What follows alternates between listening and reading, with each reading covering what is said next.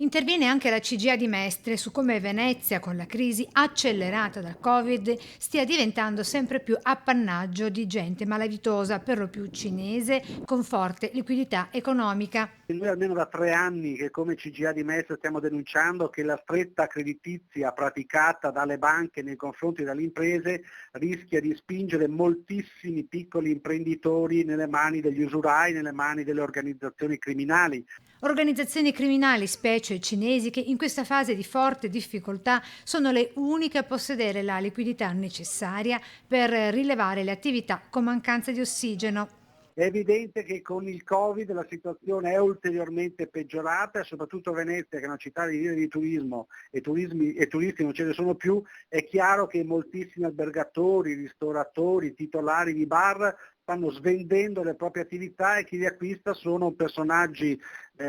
come dire, equivoci, personaggi che spesso abbiamo visto adesso risultano essere collegati alle organizzazioni criminali, gente che senza scrupoli, che ovviamente sta facendo business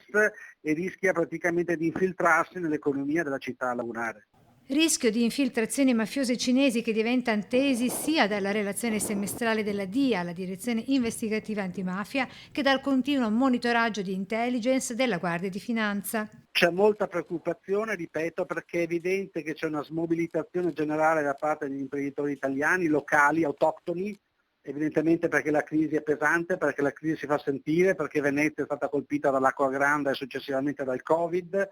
turisti non ce ne sono più, l'economia è ferma, è completamente ingessata e quindi è chiaro che le organizzazioni criminali, soggetti equivoci, eccetera, stanno investendo sulla città adesso, in questo momento.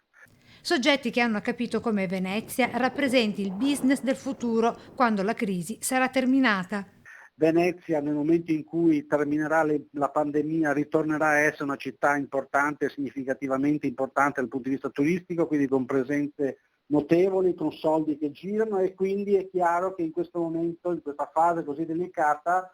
si sta verificando una vera e propria aggressione nei confronti della città.